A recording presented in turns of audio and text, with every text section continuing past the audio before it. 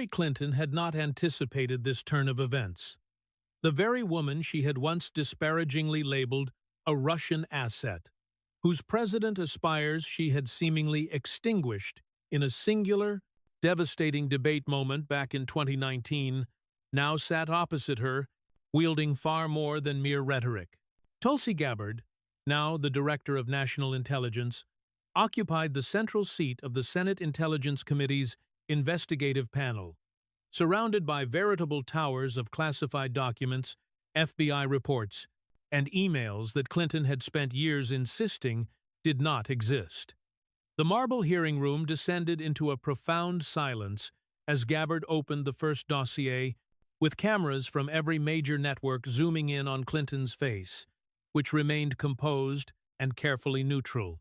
Yet, her eyes betrayed a subtlety rarely glimpsed by the public: calculation. She was visually measuring distances, weighing her options, and searching for exits that simply were not there. "Mrs. Clinton," Gabbard began, her voice carrying the measured, deliberate tone of someone who had patiently waited for this moment for 5 long years. "Thank you for appearing before this committee. We have a great deal to discuss regarding your utilization of intelligence agencies, your handling of classified material, and what appears to be a systematic pattern of prioritizing personal ambition over national security." Behind Clinton, her attorney shifted uncomfortably in his seat, while the committee chairman, Senator Tom Cotton, leaned forward with an air of barely concealed anticipation. The ranking Democrat, Senator Mark Warner, appears as though he wishes to be anywhere but there. This was not destined to be a typical Washington hearing. This was going to be a reckoning. Gabbard turned to the first exhibit, sliding it across the polished wooden table with fingers steady from years of military discipline, not trembling in the slightest as she commenced. October 17th, Launchen Ling Isha Jo, you appeared on a podcast and made the following statement about me, and I quote, "I'm not making any predictions, but I think they've got their eye on someone who is currently in the Democratic primary and is grooming her to be the third-party candidate. She's the favorite of the Russians." Clinton's expression remained steadfastly neutral, yet her hands, resting on the table, tensed perceptibly when pressed. Gabbard continued, "You later clarified that you were effectively calling me a Russian asset, a sitting member of Congress, an officer in the Army National Guard who served in Iraq. You labeled me a traitor to my country on national television. I never explicitly used your name." Clinton began to interject. "You didn't have to." Gabbard's interruption was surgical. "Every major news outlet immediately identified me as the target of your accusation. The damage was instantaneous and intentional. However, what interests this committee, Mrs. Clinton, is the coordination behind that accusation," she said, retrieving a series of emails, each tagged with exhibit numbers. "These are internal communications from your political team, obtained through subpoena.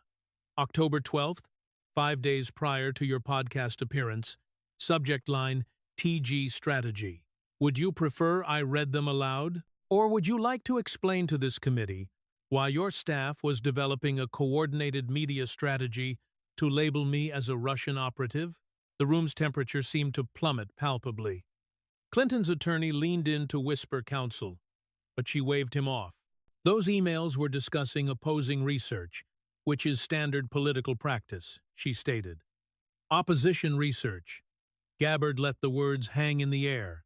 "Mrs. Clinton, opposition research involves uncovering facts about an opponent's record, their votes, their statements.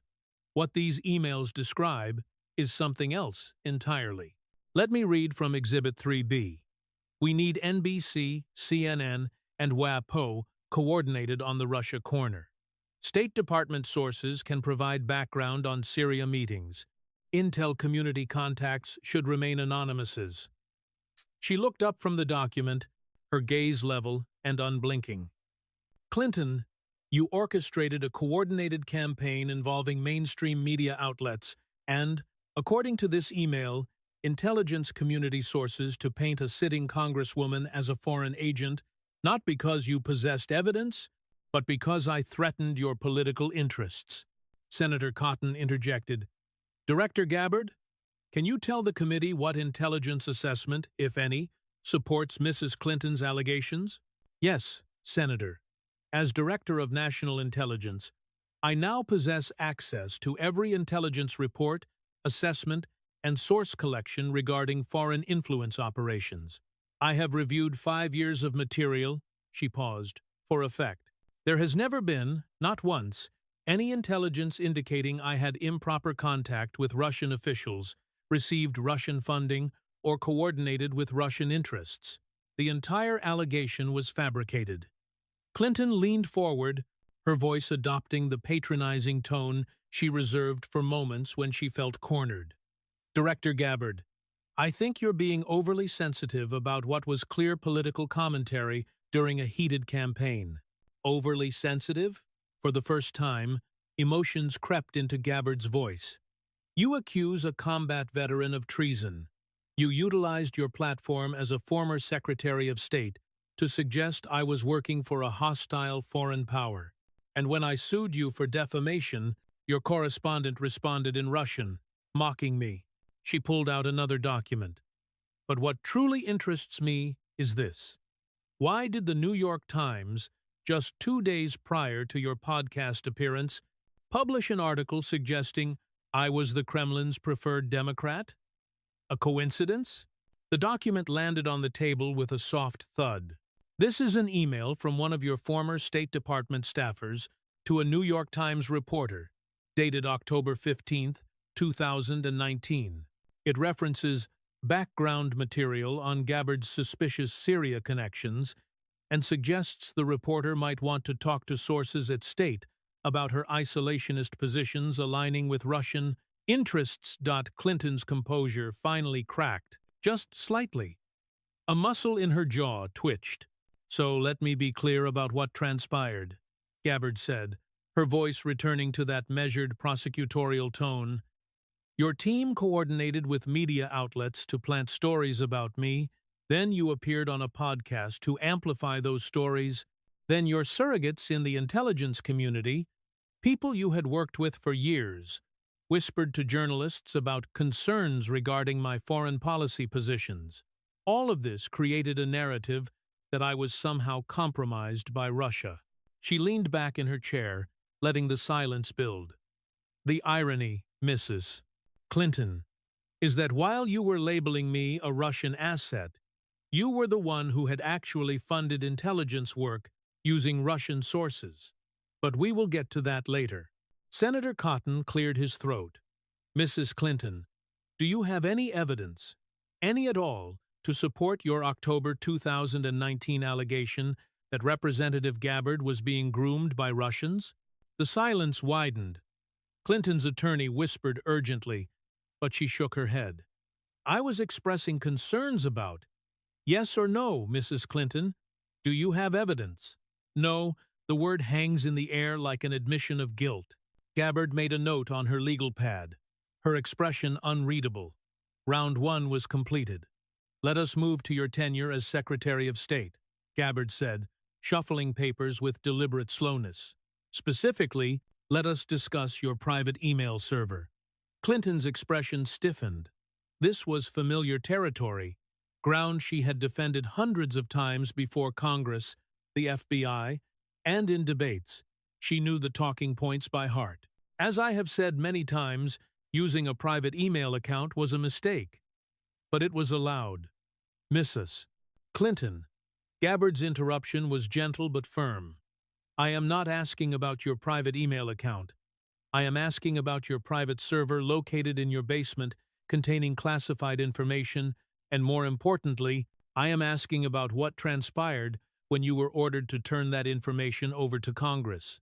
She slid a timeline across the table, large enough for the cameras to capture. March 4, 2015, the House Select Committee on Benghazi issues a subpoena for all emails related to Libya. Your attorneys acknowledge receipt of this subpoena. Clinton nodded. Yes, and we compiled. We turned over all work-related emails to the State Department months before that subpoena. Did you? Gabbard's eyebrows arched slightly. Because, according to the FBI's investigation, something very interesting occurred between March 25th and March 31st, 2015, 3 weeks later than subpoena was issued. She pulled out another document, this one marked with FBI letterhead. An employee at Platte River Networks, the company managing your server, had what he described to investigators as an "oh shit" moment. He realized he hadn't deleted your email archive as reported in December 2014, so 3 weeks after Congress subpoenaed those emails, he used a software program called BleachBit to permanently erase 33,000 emails. Those were personal emails, Clinton interjected, her voice rising slightly. They were about yoga routines, my daughter's wedding. BleachBit, Gabbard continued as if Clinton hadn't spoken, is not a program you utilize casually. It doesn't just delete files. It overwrites them multiple times to prevent forensic recovery. As one FBI investigator told Congress, you don't use BleachBit for yoga emails. You use it when you really don't want anyone to see what you're hiding. Senator Cotton leaned in. Director Gabbard, for those watching who may not understand the technology, could you explain what using BleachBit implies? Certainly, Senator. When you normally delete a file on a computer, you are essentially removing the signpost that tells the computer where that file is located. The data remains on the hard drive until it is eventually overwritten by new data, and investigators can often recover deleted files. BleachBit is different. It actively overwrites the data multiple times, making forensic recovery essentially impossible. It is the digital equivalent of shredding a document, burning the shreds, and scattering the ashes. She turned back to Clinton. The question is, why did your team feel the need to take such extraordinary measures to ensure these emails could never be recovered, even by federal investigators with a subpoena? Clinton's attorney was scribbling notes frantically. She changed at them, then back at Gabbard. I was not personally involved in the deletion of those emails. I didn't direct anyone to.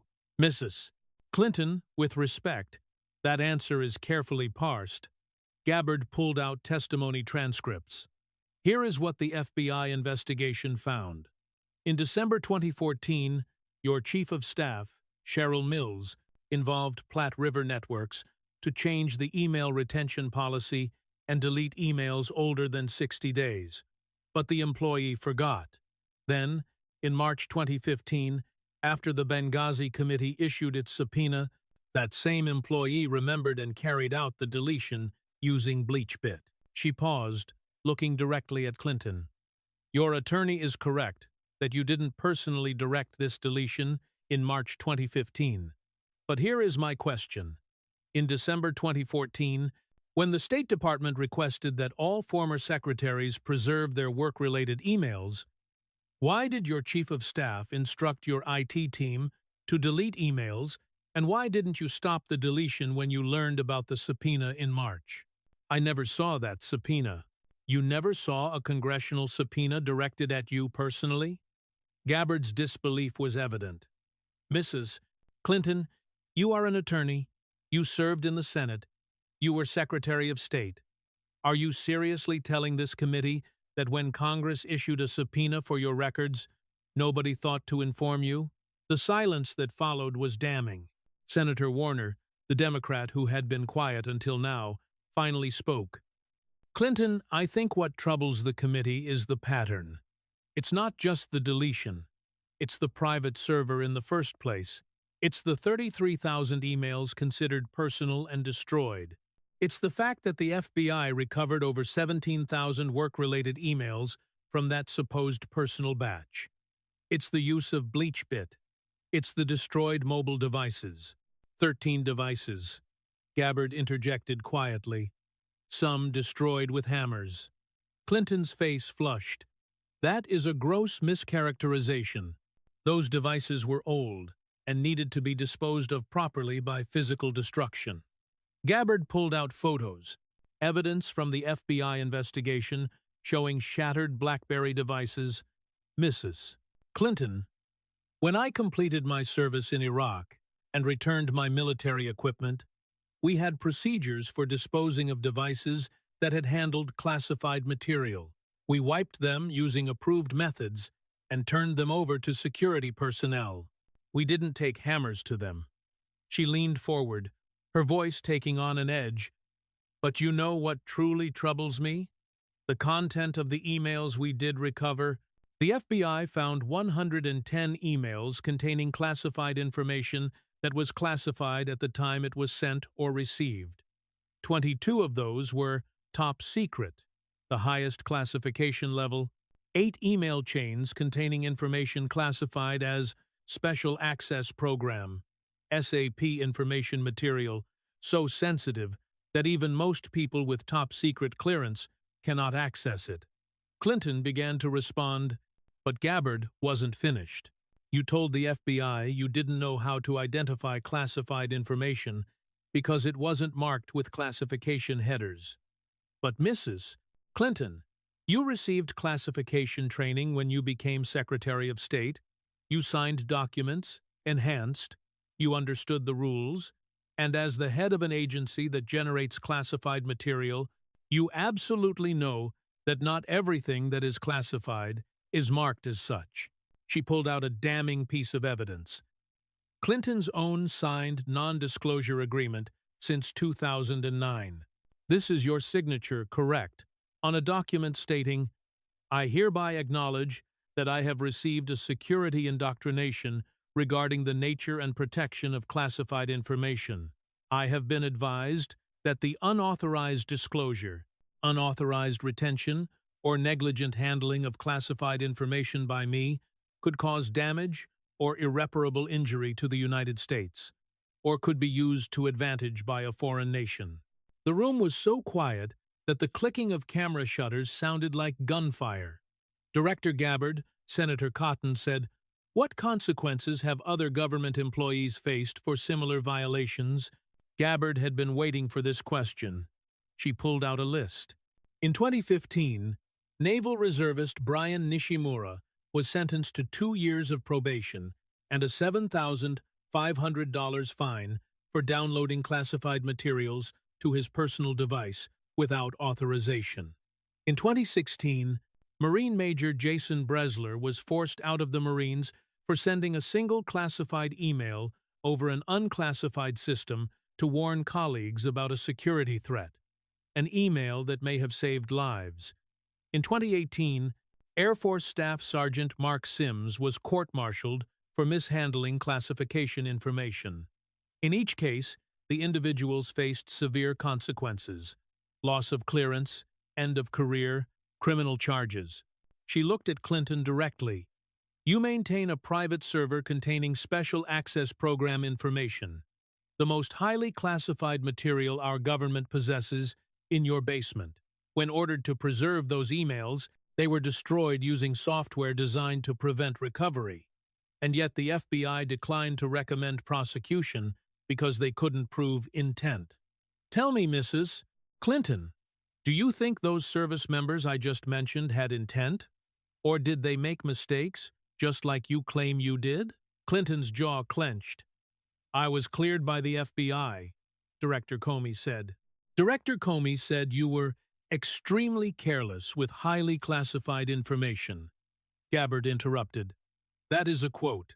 He also said that if anyone else at the State Department had done what you did, they would face severe consequences. Another quote. Gabbard closed the folder in front of her. The FBI chose not to prosecute you, Mrs. Clinton. They had that discretion. But let us be clear about what the evidence shows. You set up a private server to avoid oversight.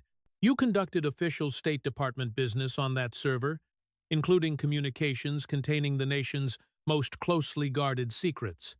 When Congress came asking questions, thousands of emails were destroyed. When the FBI investigated, you claimed ignorance of basic classification procedures that every junior State Department officer understood, and when your story kept changing, you were never held accountable. She paused, letting her words sink in. The question before this committee isn't whether the FBI had enough evidence to prosecute. The question is whether someone with your pattern of putting personal convenience over national security should ever have been trusted with our nation's secrets in the first place. Clinton had no answer. Round 2 went to Gabbard. The afternoon session began with Gabbard pulling out photographs, not documents this time. They showed a burning diplomat compound, smoke rising into a dark sky. September 11th, 2012, she said quietly. Benghazi, Libya. 4 Americans died that night. Ambassador Chris Stevens, Information Officer Sean Smith, and former Navy SEALs Tyrone Woods and Glenn Doherty. I want to talk about what you knew, when you knew it, and what you told the American people. Clinton's expression shifted to one she had worn many times before. Solemn, pained, rehearsed. Those deaths were a tragedy, and I've said many times. You've said many things, Mrs. Clinton. Let's talk about what you knew. Gabbard pulled out a timeline. At 4:05 p.m. Washington time on September 11th, 2012, you received an email from your staff. Subject, Update on Benghazi attack. The email states, Ansar al-Sharia has claimed responsibility. She looked up. Ansar al-Sharia is a terrorist organization. So, at 4:05 p.m., you knew this was a terrorist attack, not a protest, not a spontaneous demonstration, a planned terrorist attack. The situation was fluid, Clinton began. Initial reports are often, at 10:08 p.m. that same night, Gabbard continued, you sent an email to your daughter Chelsea. You wrote, and I quote, 2 of our officers were killed in Benghazi by an al-Qaeda-like group. So you told your family the truth. It was terrorism. She pulled out another document. The next day, September 12th, you spoke with the Egyptian Prime Minister. According to the transcript, you told him, we know that the attack in Libya had nothing to do with the film. It was a planned attack, not a protest. Gabbard set down the documents and looked directly at Clinton. So you knew it was terrorism. You told your daughter it was terrorism. You told foreign leaders it was terrorism. But what did you tell the American people? She didn't wait for an answer. On September 14th, at Dover Air Force Base, as the flag-draped coffins of those 4 Americans were being carried off a plane, you told their families that the attack was caused by an inflammatory video. Tyrone Woods' father took notes. He wrote down your words. We will make sure that the person who made that film is arrested and prosecuted. The room was deadly silent. Even the reporters had stopped typing. You looked those families in the eyes, Mrs. Clinton, and you lied to them. While their sons and husbands were brought home in coffins, you lied to them about how they died, and you did it because you had an election to win. Clinton's face reddened. That is absolutely. Is it? Gabbard's voice cuts through the objections. Because on September 14th, your State Department authorized $70,000 in taxpayer money for advertisements in Pakistan. Denouncing the anti-Muslim video, you promoted the narrative video even though you knew it was false. You sent your reporter Susan Rice to Thursday-Sunday shows to repeat the video story. And when Congress began investigating, you stood before them and said, and America will never forget this. What difference at this point does it make? She let the words hang in the air, knowing that millions of Americans remembered that moment. That Cavalier dismissed 4 dead Americans. It makes a difference, Mrs. Clinton, because those families deserve the truth. It makes a difference because the American people deserve to know that our diplomatic compound in Libya was underprotected despite more than 600 requests for additional security. It makes a difference because you pushed for the intervention in Libya that created the chaos that got those men killed.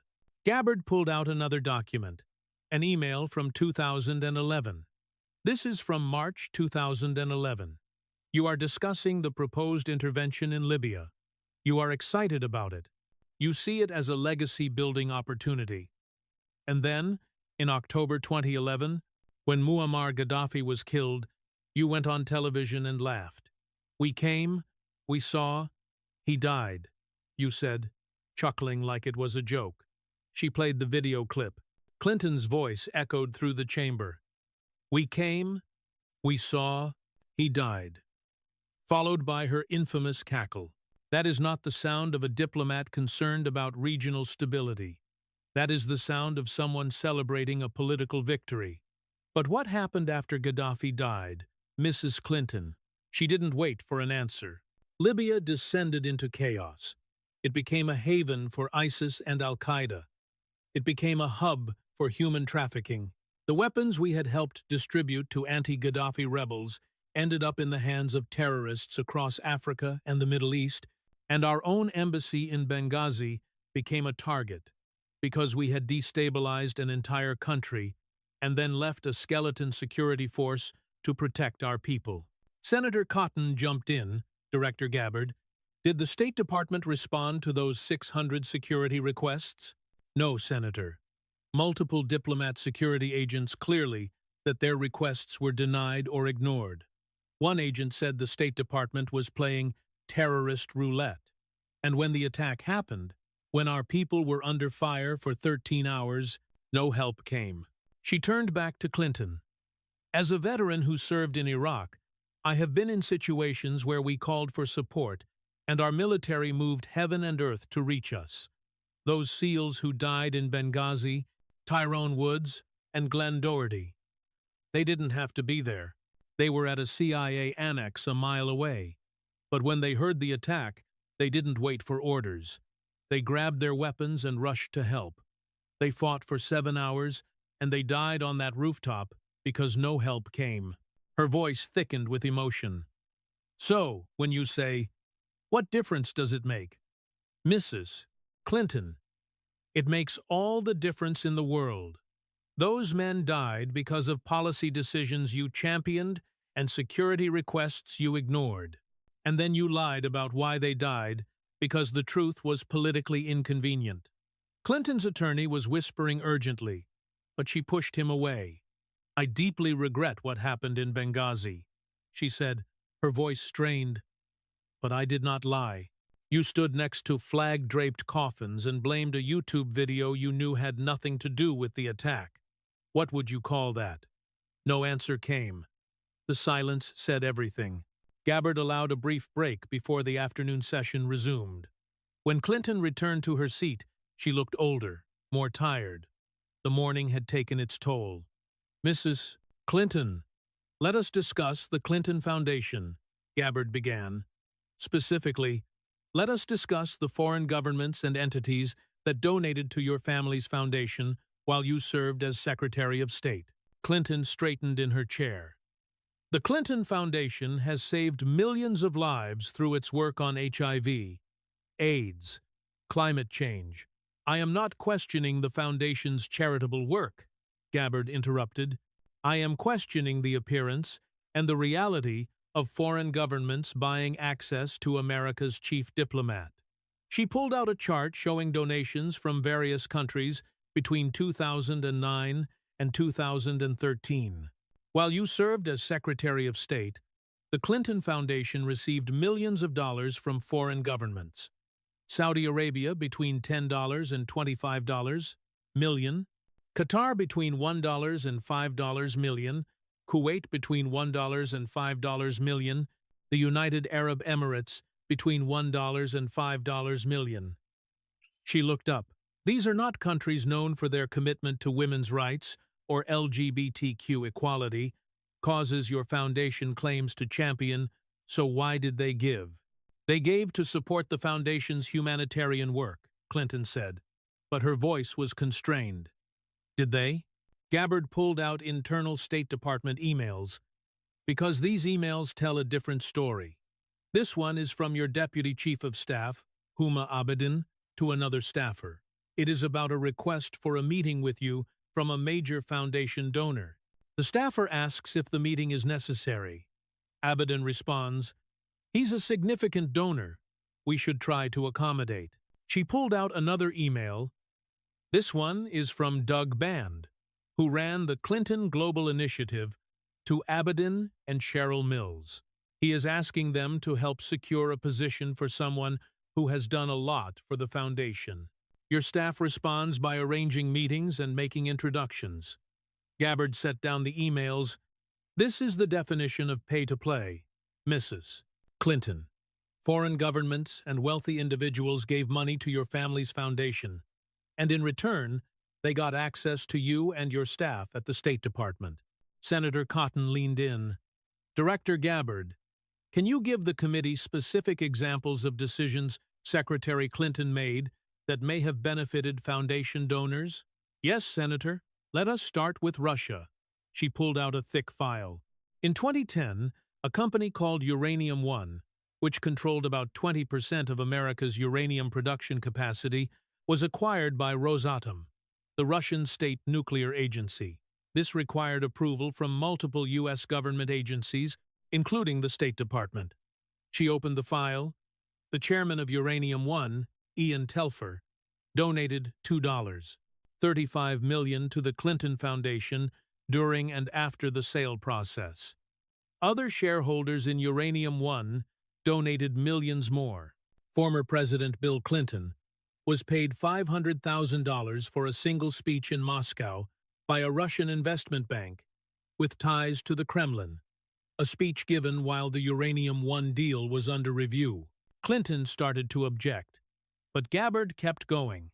The State Department approved the sale.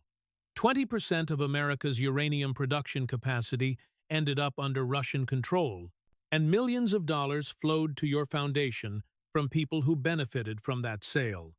I was not personally involved in that decision, Clinton said quickly. There were 9 agencies involved, but the State Department was one of them. And you appointed the person who sat on the committee that made the approval. You expect this committee to believe that millions of dollars in donations from deal principals to your family foundation had no influence on that decision? She pulled out more documents. Or let us talk about Haiti. After the devastating 2010 earthquake, billions of dollars in aid flowed to Haiti. The State Department, under your leadership, played a major role in coordinating that aid. The Clinton Foundation also got involved, and somehow, reconstruction contracts seemed to flow to Clinton Foundation donors and friends. For example, your brother, Tony Rodham, sat on the board of a mining company that received one of the first gold mining permits issued in Haiti in over 50 years, despite the fact that he had no mining experience, despite the fact that VCS Mining's permit raised serious environmental and corruption concerns. Clinton's face reddened.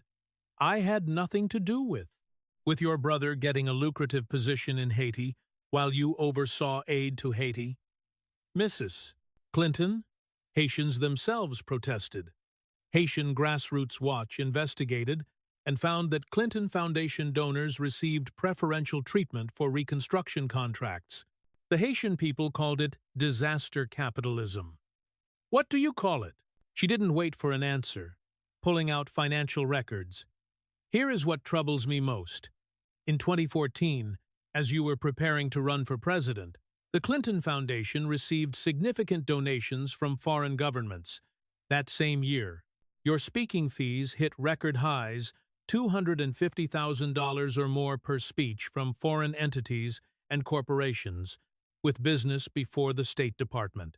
She pulled out a chart showing the foundation's revenue over time. And then, after you lost the 2016 election, something interesting happened. Clinton Foundation donations dropped by more than 75%.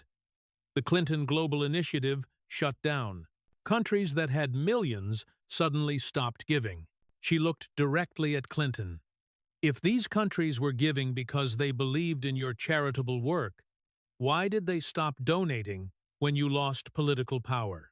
The answer is obvious. They weren't investing in charity. They were investing in influence. Senator Warner spoke up, clearly uncomfortable. Director Gabbard, I think we need to be careful about implying that foundation donations automatically equal corruption. I am not implying, Senator. I am stating facts. Foreign governments gave millions to the Clinton Foundation. Secretary Clinton made decisions that benefited those governments or the individuals connected to them. After she lost power, the donations dried up. That is not charity. That is pay to play. She turned back to Clinton. You have spent your career claiming to fight for transparency, for accountability, for putting American interests first, but the evidence shows you used your position as Secretary of State to enrich your family foundation, to benefit donors, and to build a political war chest for your presidential campaign. You turned American foreign policy into a commodity for sale to the highest bidder. Clinton's hands gripped the edge of the table. That is a disgusting mischaracterization. Then, explain the pattern, Mrs. Clinton. Explain why foreign governments donated millions while you had power and stopped when you didn't. Explain the emails coordinating foundation business with State Department business. Explain your staff treated foundation donors differently than why regular citizens seek State Department help. No explanation came, just silence and the clicking of cameras and the weight of evidence that couldn't be explained away. The hearing room had been tense all day, but as evening approached and Gabbard opened her final folder, the atmosphere became electric. Everyone in the room knew what was coming. Mrs. Clinton, I want to close by discussing your 2016 presidential campaign, and specifically what you did when you realized you might lose. Clinton's eyes narrowed. I ran a campaign focused on issues that matter to Americans. You funded the creation of a false dossier alleging that Donald Trump was compromised by Russia, and then you used your political connections to inject that dossier into American intelligence agencies and media outlets, triggering a 2-year investigation that tore this country apart. The words landed like a bomb. Clinton's attorney shot to his feet. Mr. Chairman, this is beyond the scope. Sit down, Counselor, Senator Cotton said quietly. It is very much within our scope. We are investigating the misuse of intelligence agencies for political purposes. Continued, Director Gabbard. Gabbard pulled out financial records. In April 2016, your campaign and the Democratic National Committee hired a law firm, Perkins Coie. Perkins Coie hired Fusion GPS, an opposition research firm. Fusion GPS hired Christopher Steele, a former British intelligence officer, to dig up dirt on Donald Trump. The total cost, over $1 million through Perkins Coie, paid to obscure the source. She pulled out the now infamous dossier. What Steele produced was this: a series of memos making salacious and unverified allegations about Donald Trump. The sources, Russian nationals with connections to the Kremlin. So let me be clear. Your campaign paid for a former foreign intelligence officer to collect information from Russian sources to influence an American election. Clinton started to object, but Gabbard raised a hand. I am not done, because what happened next is even more troubling. In September 2016, Steele began providing his memos to the FBI. He also provided them to the State Department, where your former colleagues still worked, and he provided them to media outlets, all while your campaign was funding his work. She pulled out FBI documents, newly declassified. These are FBI records showing that Christopher Steele met with FBI officials and shared his dossier. The FBI used this dossier, paid for by your campaign, as part of their justification to seek a FISA warrant to surveil Carter Page, a Trump campaign associate. Senator Cotton interjected, Director Gabbard, for the record, did the FBI reveal to the FISA court that this dossier was funded by the Clinton campaign? No, Senator.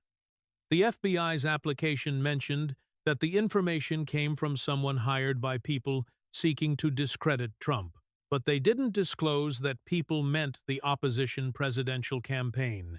They presented it as credible intelligence, when it was paid political opposition research. She turned back to Clinton. So your campaign funding the dossier?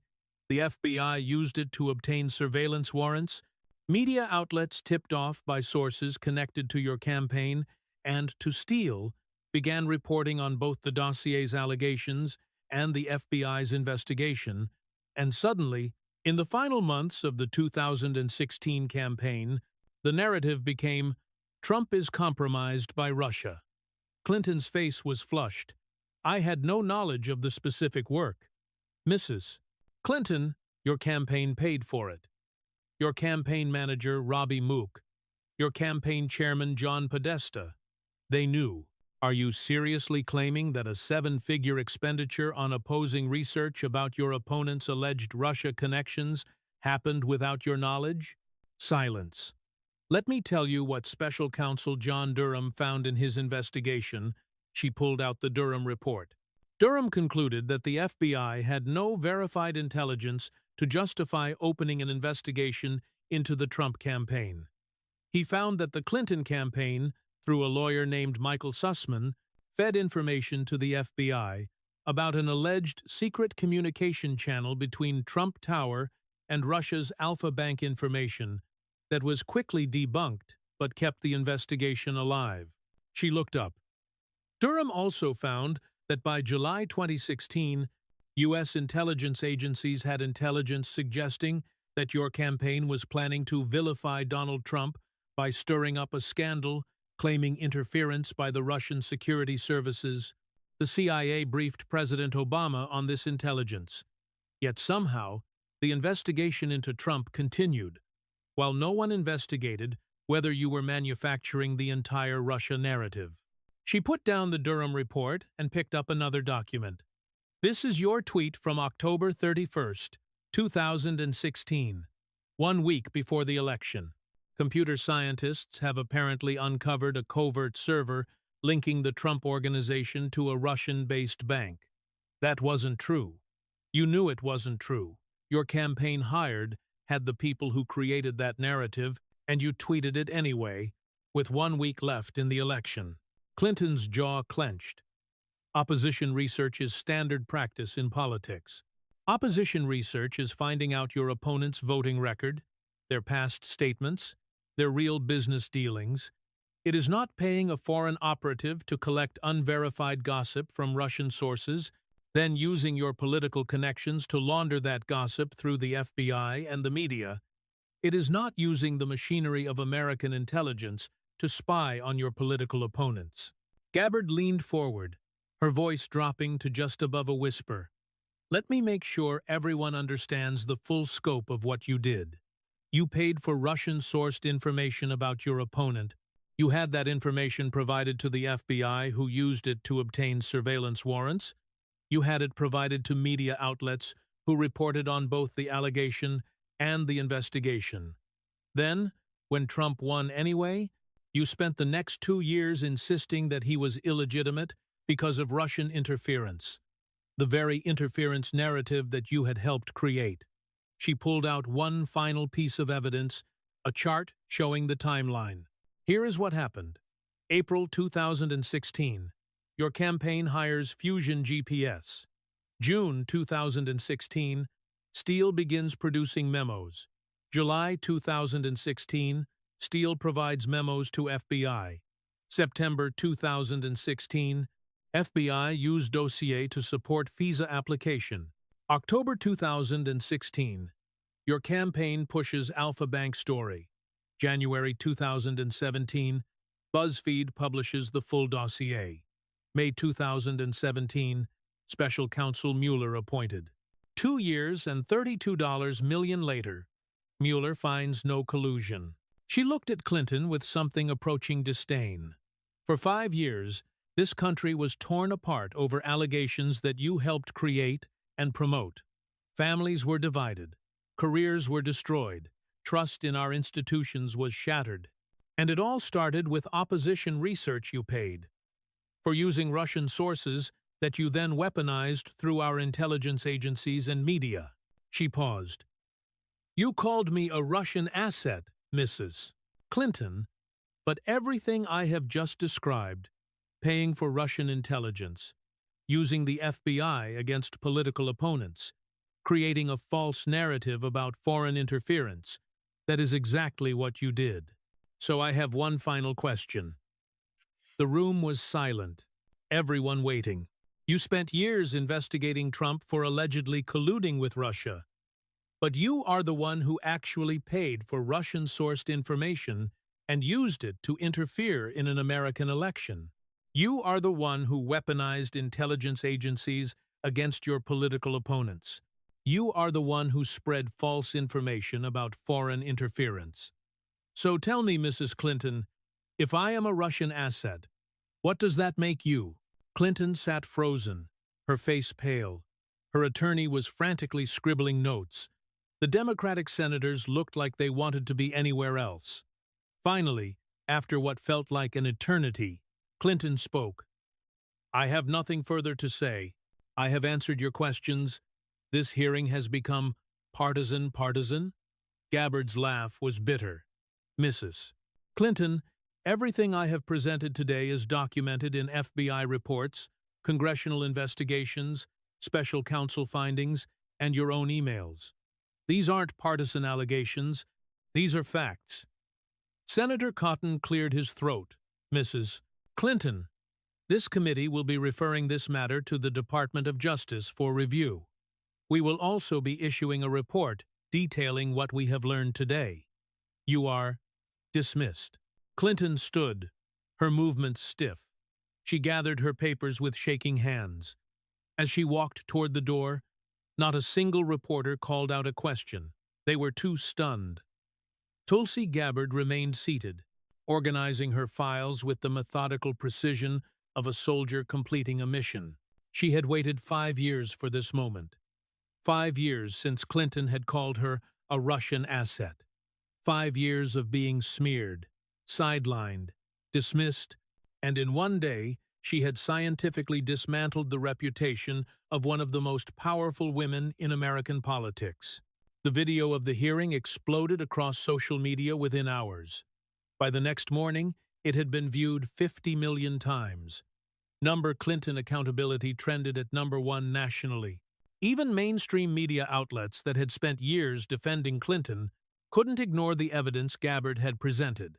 Within 48 hours, the Department of Justice announced it was opening a formal investigation into whether Clinton had obstructed justice in the deletion of her emails, whether she had violated laws regarding classified information, and whether she had made false statements to federal investigators. By the end of the first week, 3 former Clinton staffers who had been charged immunity in the original FBI investigation came forward with new testimony, apparently no longer willing to protect a woman who looked increasingly likely to face criminal. Democratic donors and party leaders who had stood by Clinton through scandals before began distancing themselves. Several prominent senators who had defended her called for a full and fair investigation translation. They were jumping ship. The Clinton Foundation announced it would be restructuring its operations and returning certain donations. Within a month, it shut down most of its programs. Audit requests from multiple state attorneys general piled up. Bill Clinton canceled all his upcoming public appearances. Hillary Clinton's speaking engagements, already sparse after her 2016 loss, disappeared entirely. The Clintons retreated to their home in Chappaqua, surrounded by lawyers. A month after the hearing, a federal grand jury was impaneled in Washington, D.C. Witnesses began testifying. The investigation was real, comprehensive, and unlike the FBI's 2016 review, it appears to be treating Clinton like any other subject of investigation, rather than a political figure too powerful to prosecute. Polling showed that 68% of Americans believed Clinton should be fully investigated. More surprisingly, 41% of Democrats agreed a sign that even her own party was tired of defending the indefensible. But perhaps most significant was what the hearing revealed about the wider corruption in Washington. Gabbard hadn't just exposed Clinton. She had exposed a system where powerful politicians use intelligence agencies as political weapons, where foreign governments could buy access through charitable donations, where classified information rules applied to everyone except the elite, where lies could be maintained for years through compliant media. The hearing became a watershed moment. Not because Clinton would necessarily face prosecution, Washington had a long history of protecting its own, but because for the first time in decades, someone had stood up and methodically, scientifically, undeniably proven that the emperor had no clothes. 3 months later, the investigation continues. Multiple Clinton associates have proven before the grand jury. The Justice Department has indicated that charging decisions will be made based on the evidence without regard to political considerations. Whether Clinton will ultimately face criminal charges remain to be. Washington's track record suggests that even overwhelming evidence of misconduct by powerful political figures rarely results in prosecution. But one thing has already changed. Hillary Clinton's political career is over. Not ended by voters, but by facts. Not destroyed by partisan attacks, but by her own documented actions.